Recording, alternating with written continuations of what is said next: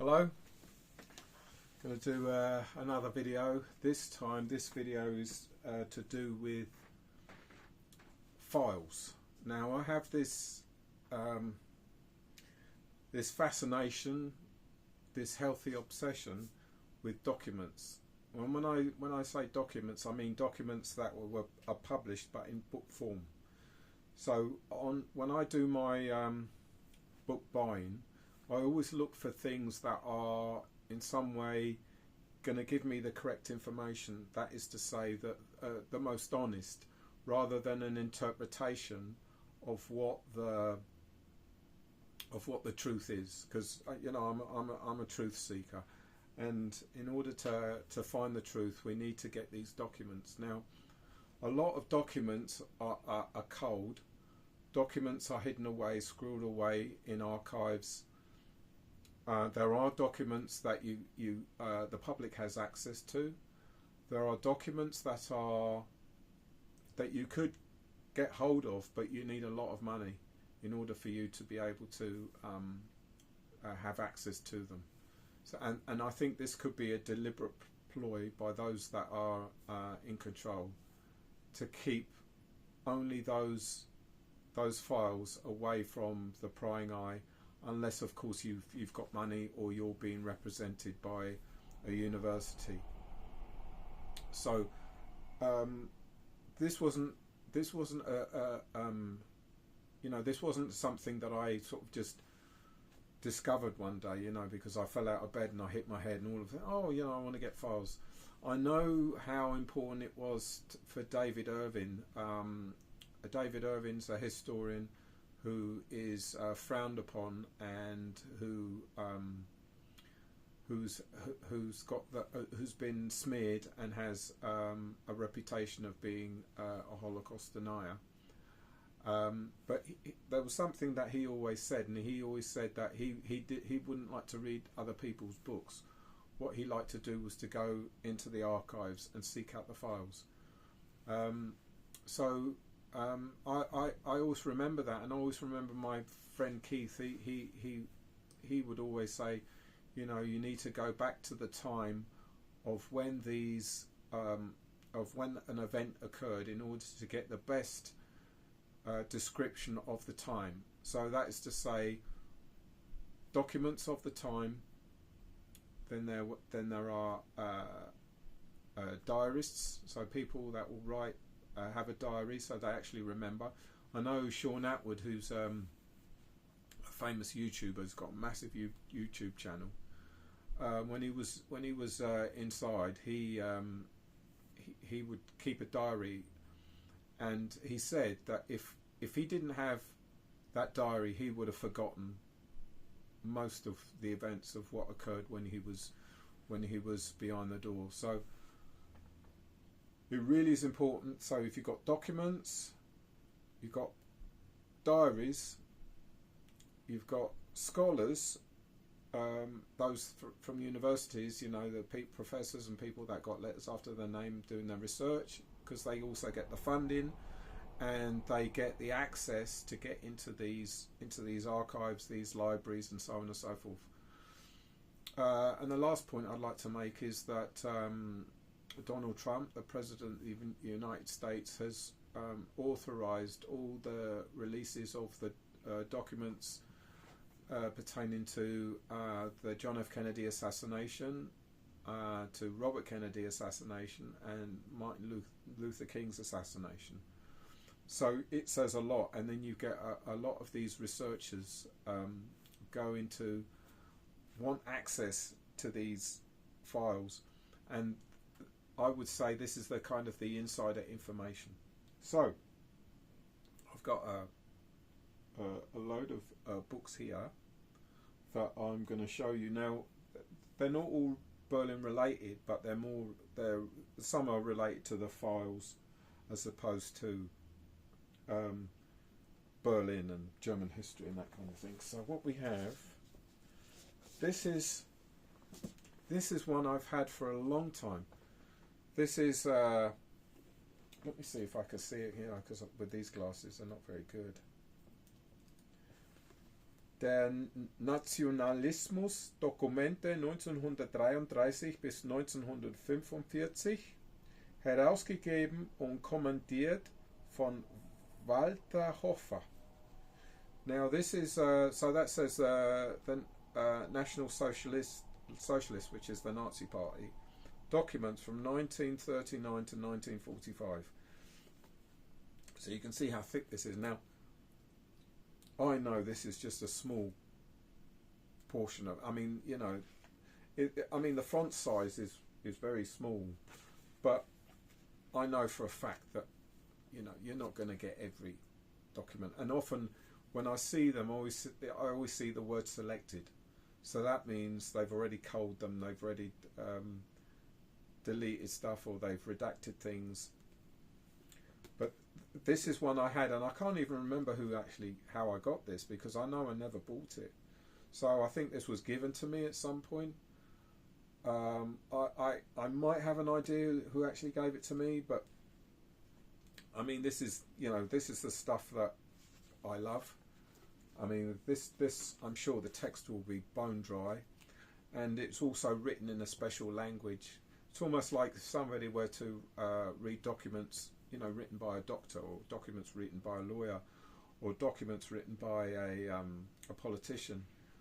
You know, unless you know political science, unless you know about you know, lawyer speak and the law itself, you know, it would be hard to understand, even though it's written in English. And I suspect that this book would be difficult to read too. So anyway, probably this will be ideal for a person like David Irving, I'm sure. But yeah, that's this one. Der Nationalismus, Dokumente 1933 bis 1945. The Nationalism, Documents 1933 to 1945. Right. Let's see what we got here. If I go. Now, this is a book that I've showed before. This is by Timothy Garton Ash, and I've got 2 copies of the same book. Why I show this book is because this is unique in the sense that there's somebody who was being surveyed when he was in the GDR, the Deutsche Demokratische Republik, or, you know, East Germany, before the fall of the Berlin Wall. This is unique because it's a person who actually had access to his own files after the fall of the Berlin Wall. I don't have any other book other than this one where it's more personal, because it's down to one person going into the Stasi archive to have access to his own files. I'm sure that there are thousands of former East Germans and foreigners that were either students in the GDR, or they were working in one capacity or another in the GDR, or they were journalists that came to visit the GDR, where they would actually have, after the fall of the Berlin Wall, they would then have access to their documents, to the Stasi documents, so they can actually see what's written down in their files. This is where I actually see redactions made. There still continue to be redactions made, so you don't get to read every word.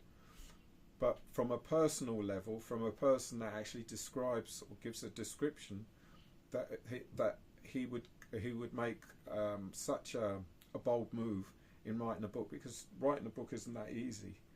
You know, I mean, for some people, reading a book is not that easy, but for someone to take the time to write a book says a lot.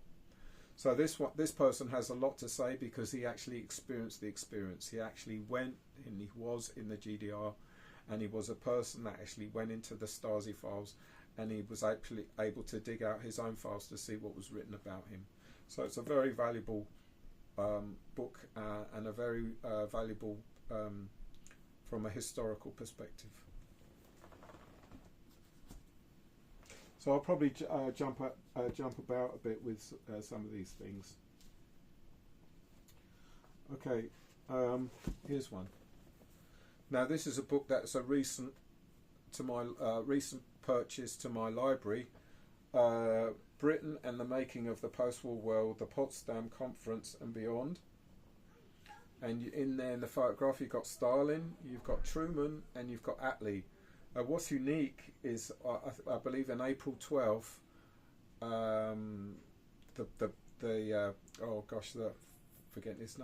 Roosevelt actually passed away. April 12th, and then you've got Attlee rather than Churchill, because Churchill was there, but because he lost the election, Attlee from the Labour Party took over,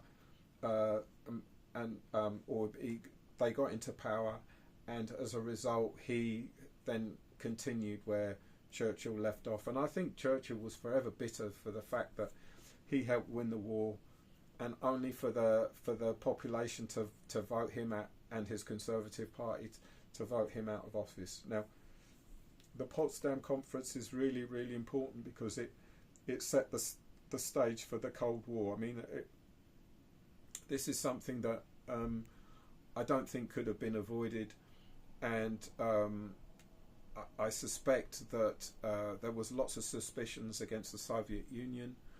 And this I think applies to the whole of the West, because the West want to dominate. Now they were the supreme in effectively colonizing the world. So you had, the British Empire. You had the French Empire, the Spanish Empire, the Portuguese Empire. They dominated the world in order to have access to all the resources of the planet, and I think it still holds true to today. But the overriding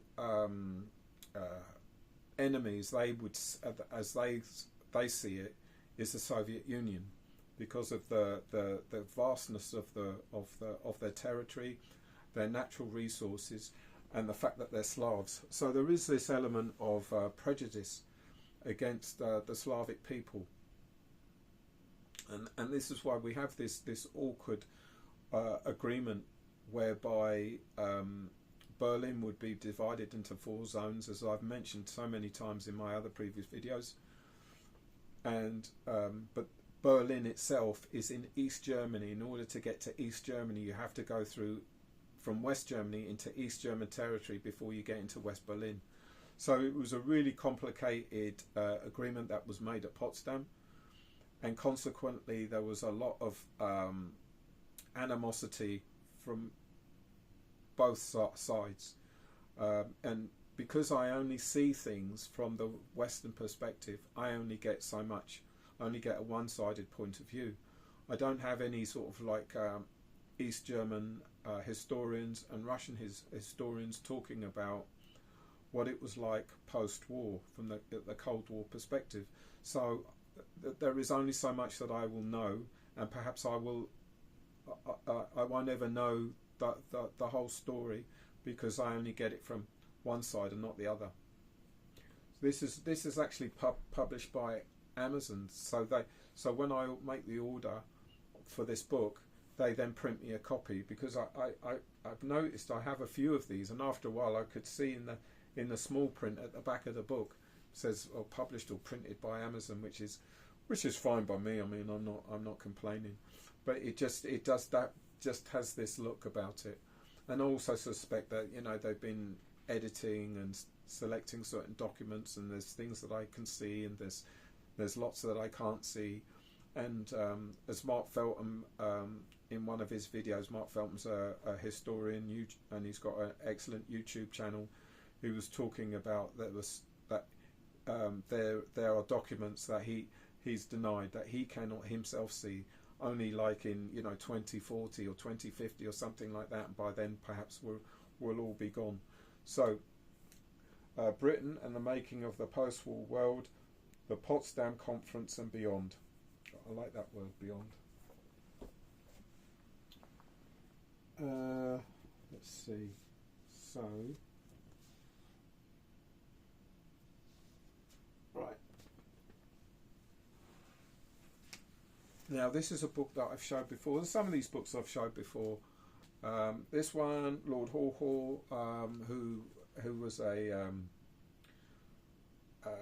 classed as a traitor, and he was, talking over the airways during World War II from Germany, and his signature catchphrase was "Germany calling, Germany calling," and he would talk in a posh accent, and all those people that are posh would recognise it was a fake accent, that he was trying to come across as this really posh person. The reason why I am actually showing this book is because you actually get to see documents actually reproduced in book form. So if you see here, look, you see like and I'm just picking random pages. They're just random pages, that you could, and that's why I value documentations, because you get to the real, you're going to the real source of a particular event that occurred in from a historical perspective, and consequently it's almost as though you are looking at time has stood still when you see these documents. If I were to go to an archive or to the British Library and I would ask for documents, they'll probably all be brown, and and you could almost see who by the signatures who these people were that had these documents printed, and they had to sign off on them and things like that. And you see the top secret stamp on the top of the document itself, and it's for your eyes only, or for those that are in government. They are able to see these documents, and the general public can't. But in this case, we have access to these valuable documents, and something like this I value highly, because this is the first book that I actually see where they actually reproduce documents, and they've printed it into a book, as opposed to like documents that are sort of typed out. So it's sort of typed out in book form, so you'd read it like you'd read a novel or something. So yeah, Lord Haw Haw, The English Voice of Nazi Germany.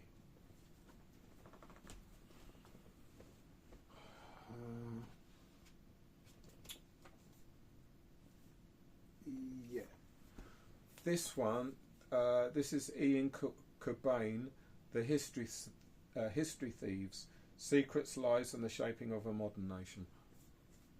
Now, this book is really interesting because this author talks about how the British state likes to keep secrets, and therefore there are only certain documents that they would allow historians, journalists, activists, scholars, those kind of people, access to them. Now there are other documents that they will refuse to show. I know there's one chap, I believe his name is Andrew Howney. I've listened to his interviews on YouTube where he wanted to get documents on Lord Mountbatten, and Lord Mountbatten was a PDF file, so there were certain documents that were denied to him. Now these are the kind of games that are played against him. He took these people to court, and this is a tactic that these people use. So when he does go to court, his expensive has to be paid. So he has to pay lawyers, and lawyers want paying. They don't hang about. If you have to pay them straight away, and this runs into thousands and thousands and thousands of pounds. And it's a tactic used to try and put people off from pursuing these archivists, these people that have the keys to the kingdom of these files. If he makes requests, because he has to ask specific questions and he has to say what specific file that he wants. You can't just say, well, I'll have access to the all files. So they want a specific. It's down to specifics. So you have to know the kind of codes, what to say and how to say it and how to make the request. And Andrew Howney, he was explaining this, you know, especially for Lord Mountbatten.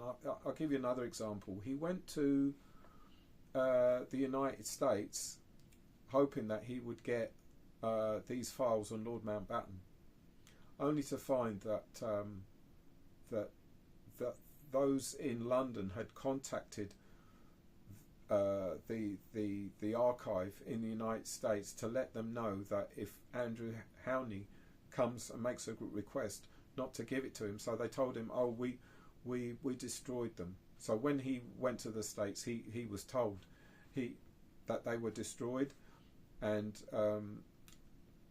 therefore he had no access to the information that he was hoping to receive. But instead of like telling him before he went to the United States, it's almost like they deliberately did this in such a way that the whole him flying over to the United States in the hope that he would get these files, it was a waste of time and it was a waste of money. So the fare that it cost to fly over there, the staying in a hotel perhaps that he had to fork out, the hiring of a car perhaps, even an archivist, a specialist who may have access to these files that, you know, that might help him, you know, in deciphering the files, all lost without, you know, without thinking about. Well, I'm sure they thought about it, but the idea being it was to put him off. It was to put him off actually making the effort to try and get these files. And the History of Thieves says a lot of this, where they actually explain how files were burnt, how files were thrown into the sea, how files were shredded and then put in an incinerator. And then there are other files that are in these locked away for years and years and years that the public won't ever have access to, how these laws were put into place in the early 19th century, and they are still in place today to try and keep the public away from these files, so that they won't ever get to see them, and to put them off,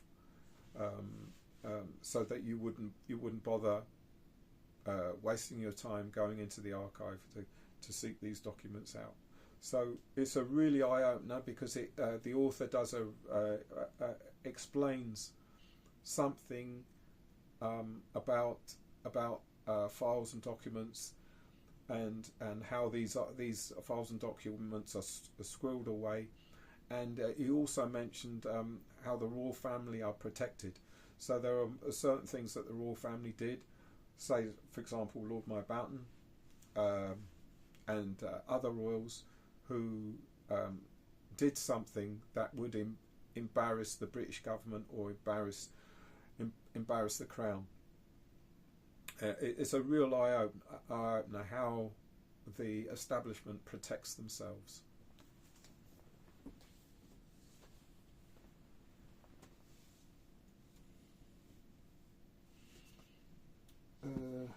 Yeah. Now this book here, I've showed this one before, Germany Between East and West. Now this isn't so much about this book per se. This book is more to do with something that I discovered when I actually bought this book, and that is that a chapter has been cut out by somebody. You know, this was a library book, as you can see. This is an ex-library book. So somebody would, I don't know why anybody would want to do that, is to actually cut out a whole chapter from this book. But that's not really the point. The point is there are certain books that get past the censors. There are certain books that get published, and there's the information in the books which are sensitive to the ruling class. However, when a book actually does get released and it does go public, and you can get it in a bookstore, or you get it in a library perhaps. When they come to reissue the book, so you might get like the second printing or the third printing, those offensive chapters or pages or paragraphs are deleted from the book. So that is to say that the censors will go in and remove those passages or chapters or pages or paragraphs, even maybe sentences even, so that you won't have access to that sensitive information.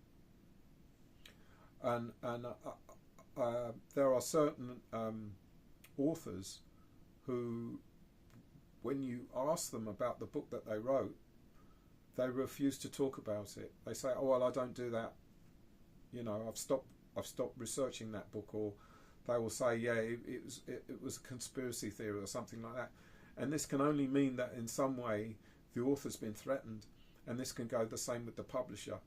So there are certain books that can be removed from sale because of the sensitivities which is in the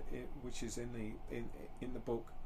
So you will no longer have access to that particular book unless you were to buy it second hand on eBay or something like that, or you're lucky you might find it in the thrift store or a charity shop or something like that. And then this increases the price. So you'll get certain books, for example, you wanting the different editions. So if you get the first edition, then you'll get that sensitive information, as opposed to say the third or the fourth edition. So you can see differences between the two of them within the text.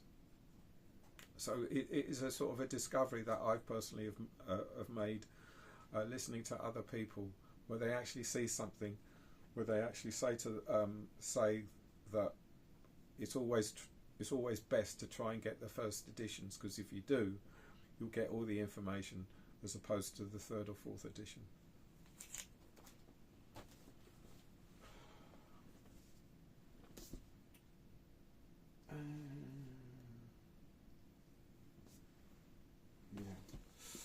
Now, I've got these two books here. One's it's by Mark Curtis, called Unpeople, Britain's Secret Human Rights Abuses. And this one's called Web of Deceit, Britain's Real Role in the World, also Mark Curtis, and forwarded by John Pilger. Now, these books are slightly different from the ones that I've just been describing. Why I'm showing you these books is because, and why I'm showing you these books is because he stresses throughout the text of these books the importance of documents. So he goes into the archives and examines the documents, and then so he has like first hand information, and with the examination of the documents, he can go on to write his book. Like the one called The Files that I have. This one here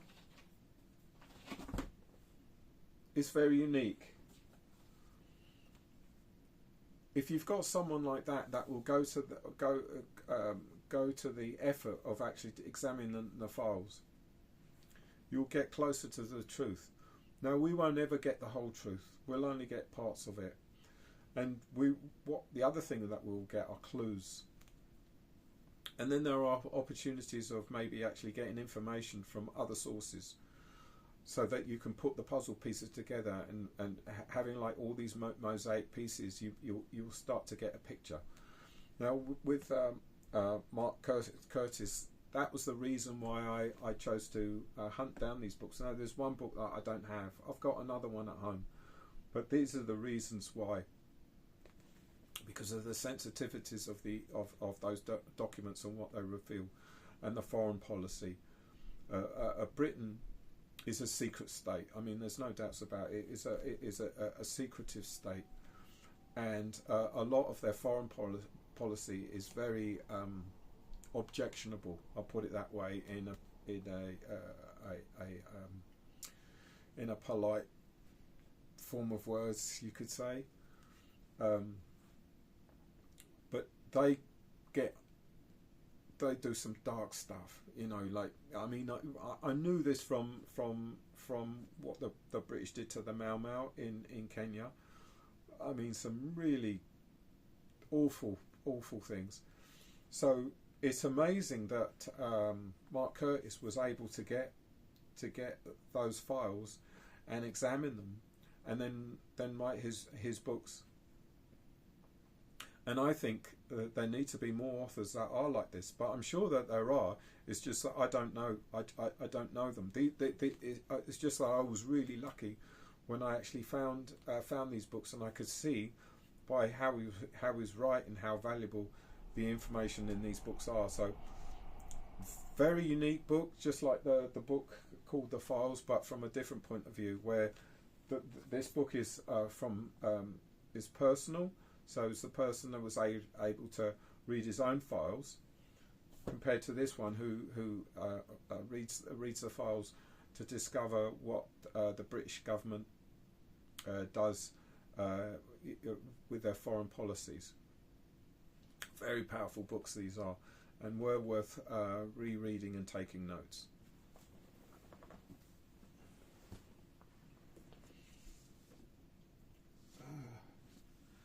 This one, The Prime Minister's Ironing Board. Now this one I was really fortunate to find. This is a book that I found in a thrift store. For those in the United States, we call these charity shops. It's where people take their unwanted things that they no longer have a use for, be they books, records, CDs, DVDs, clothes, furniture, all sorts of things, all sorts of bric-a-brac. And I found this, and this is also one of those books on the files. Now, this one goes more into the trivia. You know, there's certain things in the book where I sort of think, oh, okay, you know, it makes like amusing stories. But I always look at it this way. This book could prove to be valuable maybe in 3 or 4 or 5 years' time. Because now that I see it as a book on trivia, it might be more revealing the more information that I get from other sources. So when I do reread this book, I will see, oh right, oh I get it now. Oh, you know, I understand, and I can see how certain pieces of information can appear unrelated, and then all of a sudden it's like the information itself becomes valuable. This is something I learned from Tom O'Neill, and Tom O'Neill wrote a book, Chaos, which is about the Manson murders, with the family, you know, Sharon Tate and LaBianca murders at the end of the 60s, and he did a fantastic job in his research. But mind you, it took him a long time. It took him like 20 years, and he said that very thing. He said there was information that I got that I would keep on file in my own file, only to realise 3 or 4 or 5 years later how valuable that information was. But at the time, I never thought it was. I just thought it was a piece of trivia, and I think this is such a book whereby it will show its value later in a few years' time as opposed to right now. But still an interesting book to read.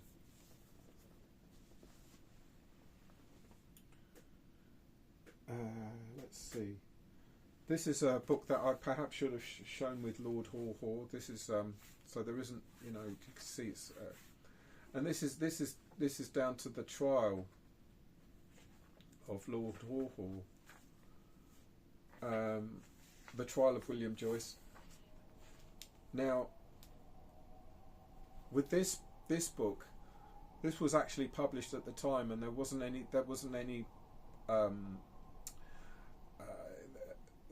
The government of the day didn't actually say to the publishers, you can't publish this. The publishers had the right to actually publish this book at the time, which is I think 1946, 1947, of the whole trial transcript. Now that to me is fascinating. I have a fascination for the Perfuma affair, which was in the early 60s.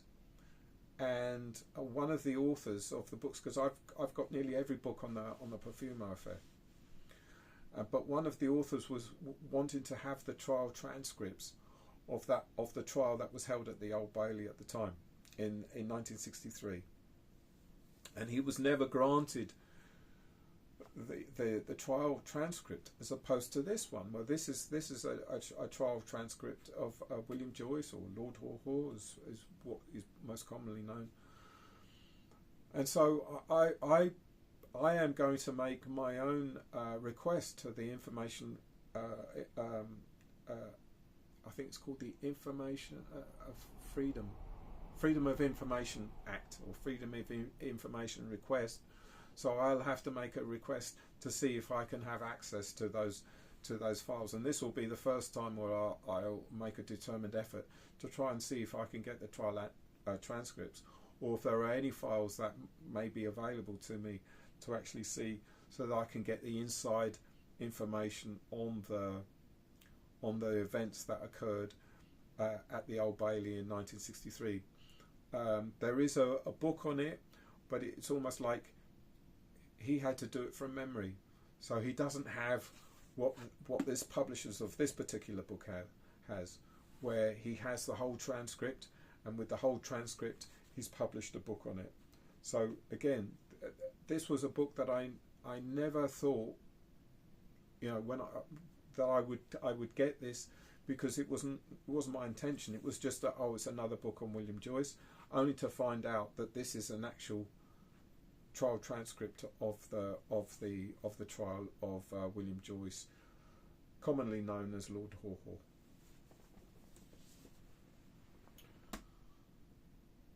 Okay, now this is another edition.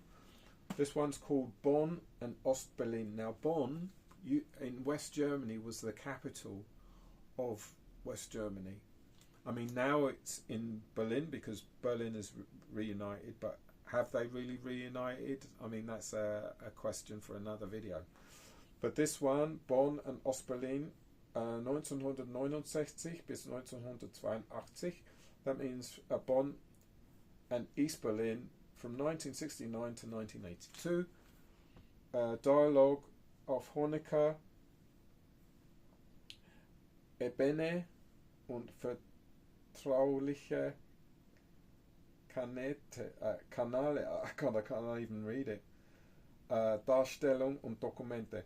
Okay, so it's a communication between Schmidt and Honecker. Schmidt, you'd never see him without a cigarette. He was a chain smoker who smoked one cigarette after another. Now this is deep stuff. I mean, look at the size of this thing. You know, it's probably taken me months to get through. Again, this is a document. In fact, I got this book really cheap, and because of that, I thought, yeah, you know, it's worth a punt. So I bought it, not realising what I let myself in for, because it really is how they got access to these documents is one thing, but then to publish them is something else. Now, I haven't read any books of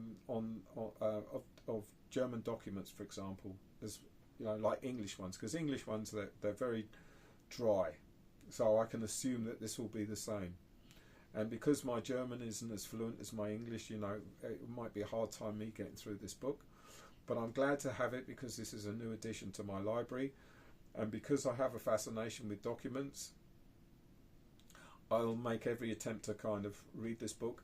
And what I'd have to do is I'd have to take notes as I'm reading, and there might be, you know, instead of me just reading one page after the other, I'll have to read maybe a chapter, maybe 2 or 3 times for me to understand what's being communicated. But this is really for anybody who's into German history, Berlin history, and how it was like when you had 2 Germanys as opposed to just one. Now, I really wish that I could be a lot more fluent in my understanding of German as I am with my English, because it would make things easier for me. But this is going to be a very, very hard and challenging read for me that it may take a few attempts for me to actually understand what's been written. So yeah, Bonn und Ostberlin 1969 bis 1982, which means Bonn and East Berlin from 1969 to 1982.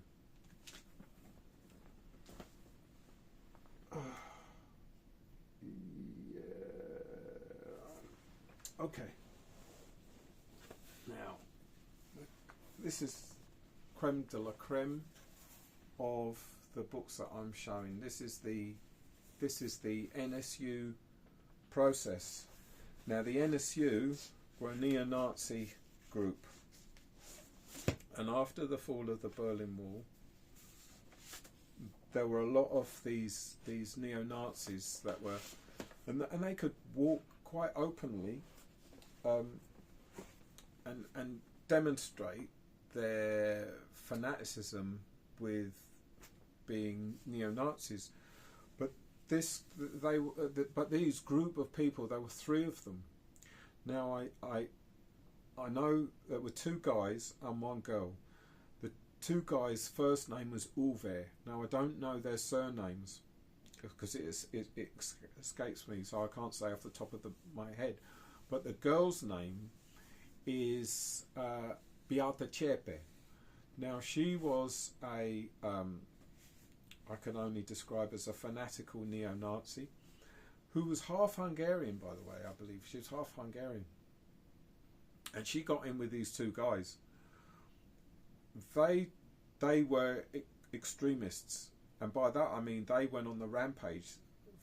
For a number of years they would go around Germany killing Turkish people, and they might not always be Turks, they could be Greek, you know, but because they got that kind of skin colour, that kind of, you know, from the Mediterranean, they would just shoot them, and they were getting away with it. I mean, and this was happening over a number of years. So, you know, the people that were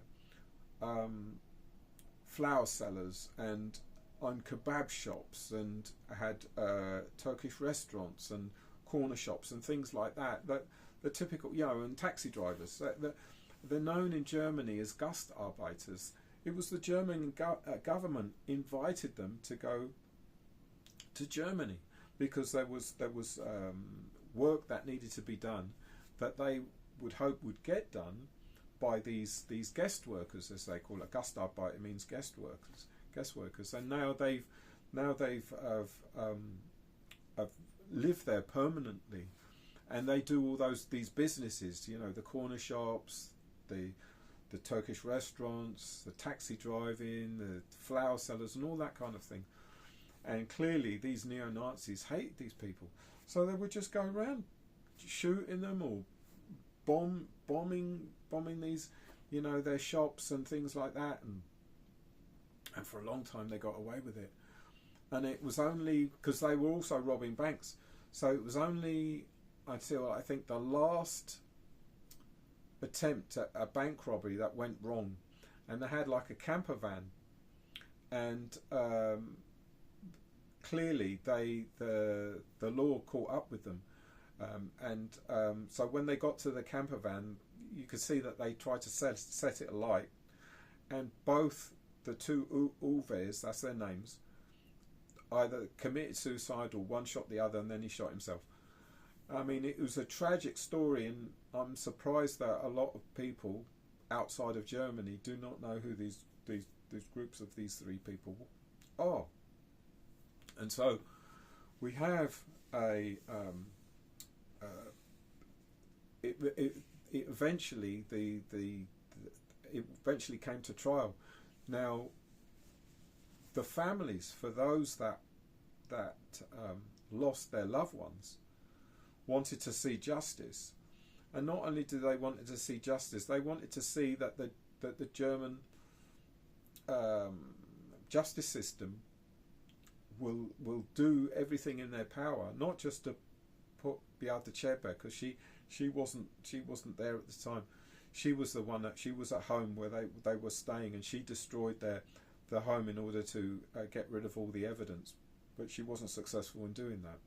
and she eventually gave herself up to the police. So it came to trial, and these books here, I've got, I think, 5 of these are the trial transcripts.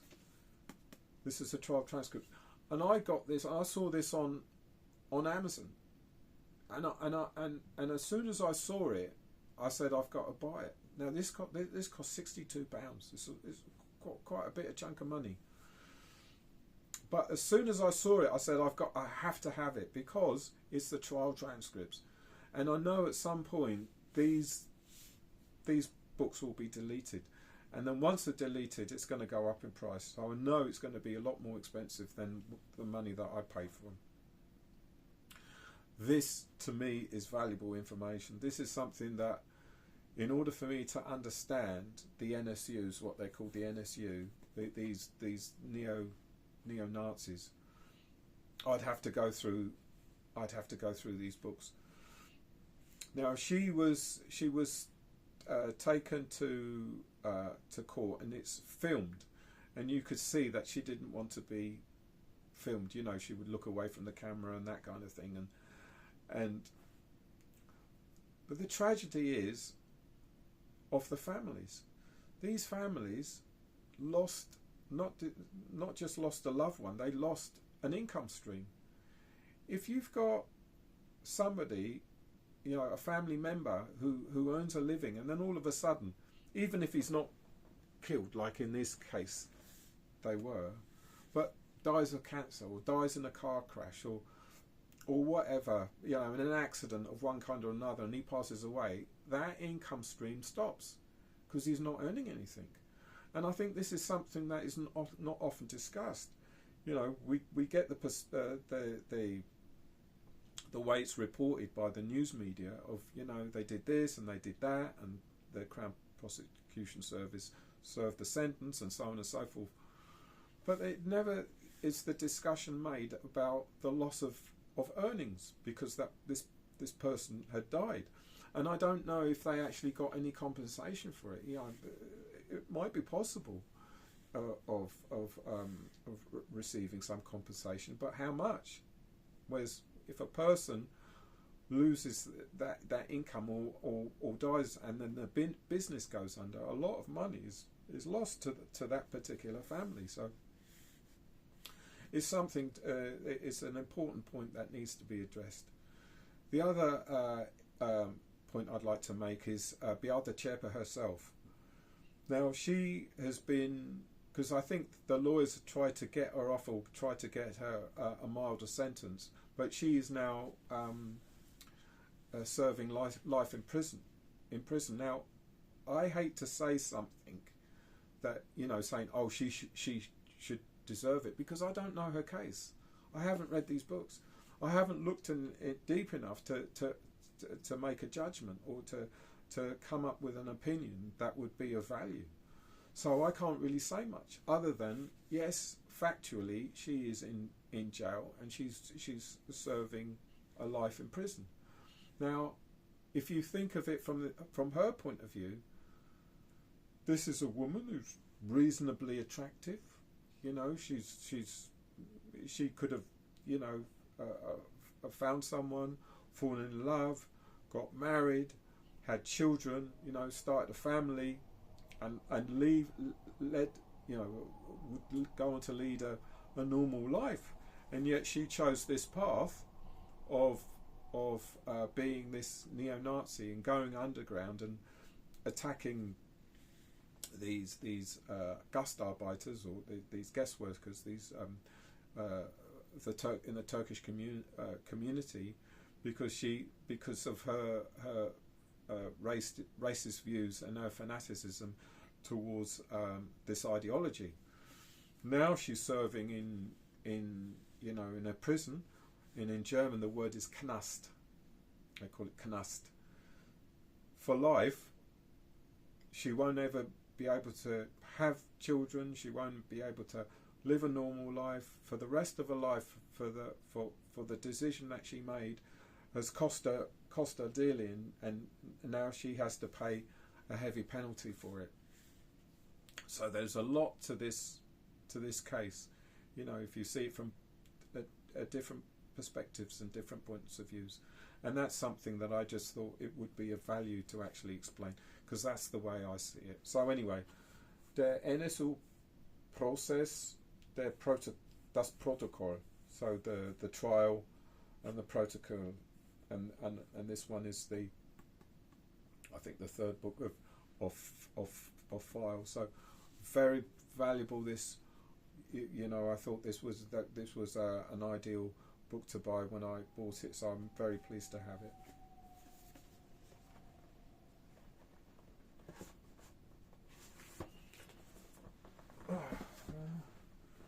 Let's see, I'll just have a little bit of a drink.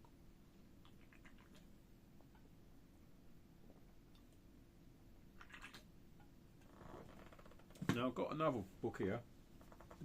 This is the last one. Extending Russia, the competing and advantageous ground, and it's got a lot of these authors. It's got about eight authors to this book. Now this wasn't cheap either. This book cost like 40 quid, but this is a book that is published by the, I'll just get these glasses on, by the Rand Corporation, prepared for the United States Army, and then it says approved for public release, distribution unlimited. Now we all know what's going on in Ukraine. It's a tragedy. It's an absolute tragedy. Now, why I chose to actually show this book is because this is served from the people on the inside. You know, like all the others here, or all those like from the general public, or the, you know, historians, authors, journalists, activists, people like that want this information.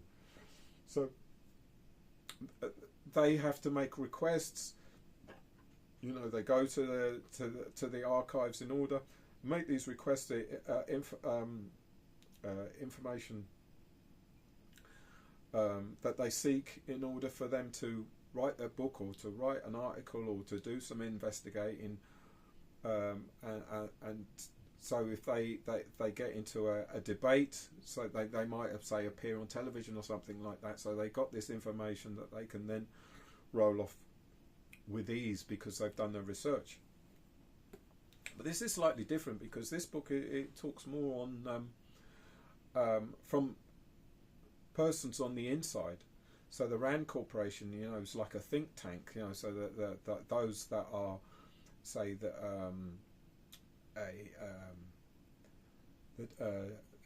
a defense ministry or weapons manufacturers will ask these kind of people, you know, to write a paper on how we can exert power over Russia, and the techniques and tactics and how we can compel Russia to make drastic maneuvers, which they did when they actually went into Ukraine. And this is available to anybody. Anybody can get this, read this book as I've just described. You know, this isn't something that you know that you might have difficulty, and you might want to say to yourself, well, I ain't paying 40 quid for it. But for someone like me and wanting to find, you know, get information that I think is valuable, you know, not just for myself but for this channel, I chose to buy this book. But the uniqueness of this book is from those that are on the inside, writing papers and then sharing the information that they have found for the general public, if they want to read it, if they want to study it, if they care enough to want to pay the kind of money that they're charging for this book. Now, I haven't had the chance to read this book because this is a relatively new book. I've only just received it. It's not that I haven't had it that long, but I was compelled to buy it simply because I really want to know what's going on in the Ukraine, and how it came about, because I knew it started in 2014 as opposed to 2022, when they actually the war itself actually started, in a sense. And the impression that I get, even though I haven't read this book yet, is the provocation of having the war start in the first place. Because there are countries that do not want war. I have no interest in starting a war. But in order to get a war started, you need to provoke the other side into responding by going into war themselves, and then now you have the pretext for a war. So it's really done by people who want a war, and the only way you can do it is to provoke the other side of starting one. And this is and that's, even though I haven't read this book, that's my reading of it. That's my interpretation. And why do I mention it? The other reason I mention it is because when the Berlin Wall fell in '89, and then the Soviet Union came to its end in '91, I always wondered what comes after that. What happened after that? So the focus would be always on Berlin, but now it looks to me, from where I'm standing, looking back to 1991, it's moved from Berlin to Ukraine. And so what I've found that the superpowers that were in Berlin, which were the United States and Russia, or the Soviet Union at the time. So you have these two powers. Now, if you go to the Brandenburg Gate, you will see the American embassies right next door to the Brandenburg Gate. That's symbolic, absolutely symbolic. Now, if you go further down, away from the Brandenburg Gate, you will see the Russian memorial. They built a memorial after they took Berlin. They're the ones that actually suffered the most, because they were the ones that had lost the most men as a result of the war.